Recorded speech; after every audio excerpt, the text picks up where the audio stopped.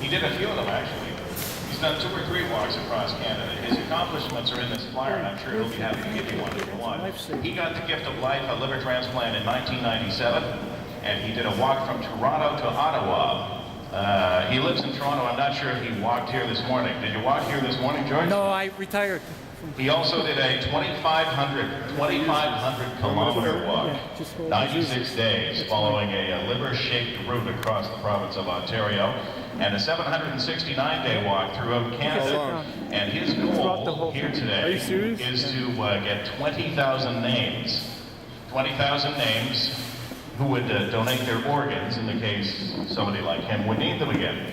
Now, I don't know about you, but I personally like to recycle. I chase the recycling truck every Thursday morning, and I'm one of the rare people that has signed the back of my driver's license because maybe my organs could save somebody. But George was just telling me that even if you people, how many people have done that, signed the back of the driver's license? Now, did you know that if you are in an accident or something, the organ donation people will go to your family, and then they have to agree to it. And in that instance, only 60% of those people who signed their license can actually donate their organs because their families have second thoughts. So the way to get around that is to actually sign up to do that. So we've got a place for you to sign up today. George's goal is to do about 20,000. He thinks that Welland can be the place to start it in Ontario and then across Canada. And we don't have a deadline. Our deadline is not time, it's how many signatures. 20,000. So it's my pleasure to introduce to you George Marcello, the CEO founder of Step by Step from Toronto. Round of applause for George.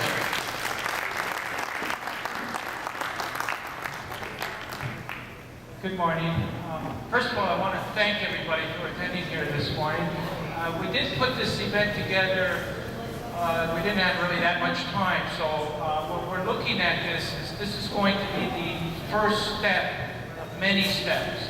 Our immediate goal, as Paul mentioned, is to get 20,000 names from the city of Welland to support organ and tissue donations. And we feel that Welland is the city to do that. We feel that through our 6 years of traveling in Welland, that we can accomplish this feat.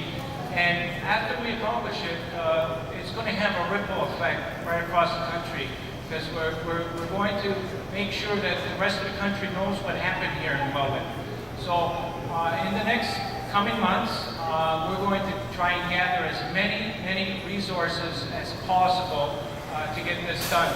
The name of our new campaign is called SOS4000, and the 4,000 signifies the number of people in Canada right now that are waiting for organ transplants. And I guess most of the people here remember Christopher, who walked across Canada last year. On a happy note, he completed the walk, but on a sadder note, he's still on the waiting list. And that's sort of a reflection of what's still going on in our country. So we're hoping that, actually we know that Welland can do this. What do you think, Paul? I think so. I think so too. And we have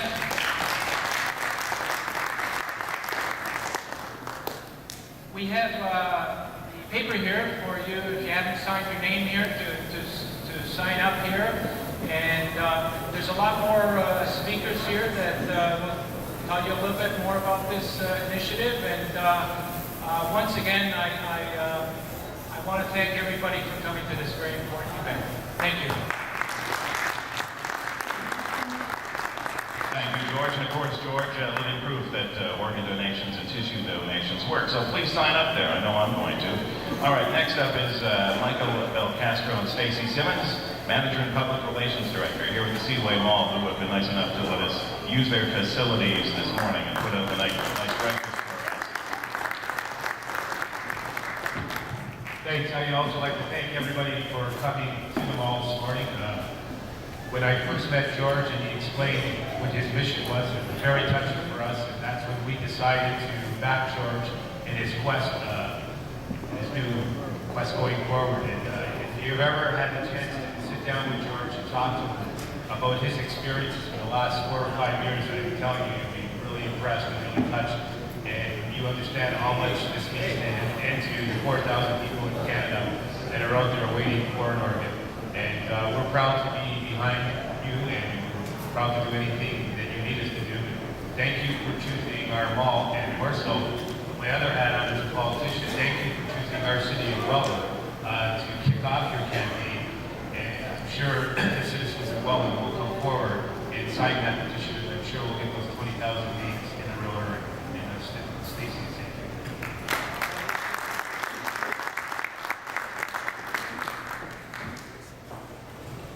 Thank you. What can I say? I met George. I think I was on board here with the mall as the marketing coordinator for about 5 days. Brand new, but George's story had a really big impact.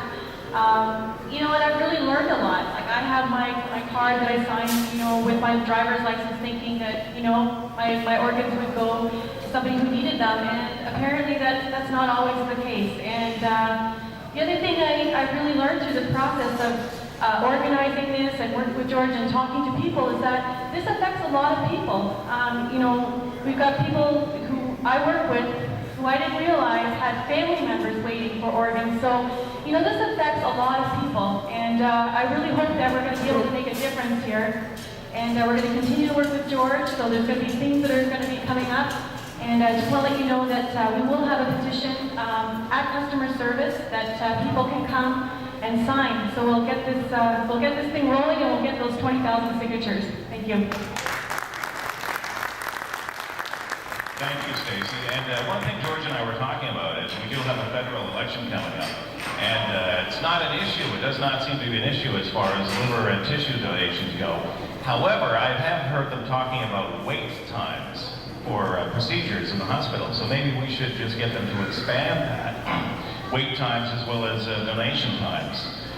Okay, next up we have Henry Botchford, and he's the COO of Step by Step, a liver transplant recipient and past president of some of the biggest charities in Canada, and he'll tell you about some of his fundraising activities in the documentaries.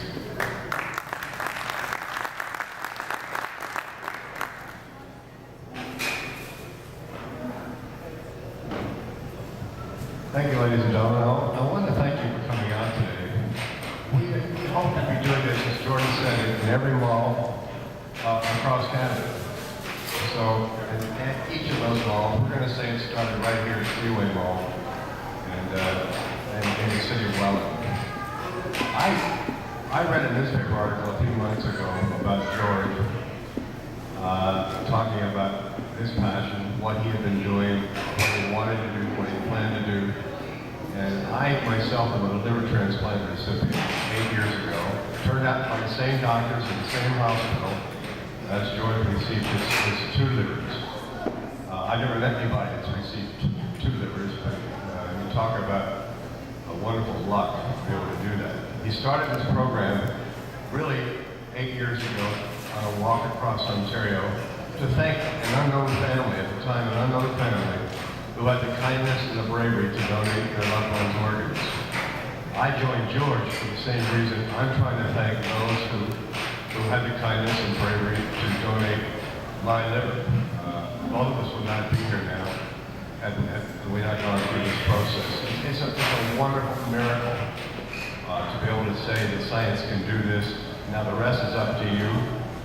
One of my reasons for joining George only a few months ago is to help him establish a national fundraising base. George has been going across the country on a shoestring. There are no national sponsors, no major national sponsors. There were times he was eating tuna fish out of a can because he didn't have the money really to know where his next meal was coming from. And he kept on walking. He kept on walking. Well, you know what? We're going to be looking for national sponsorship, major corporations support, major foundation support. We've got to find a way to get financial stability to step by step, because there's 4,000 people can be saved. And if you could save them, why wouldn't you? Why wouldn't you save those 4,000 people? They can be saved, and not just saved, cured. When you have a transplant, you are cured of disease. It's a wonderful, wonderful thing. So please think about it. Please talk to your family.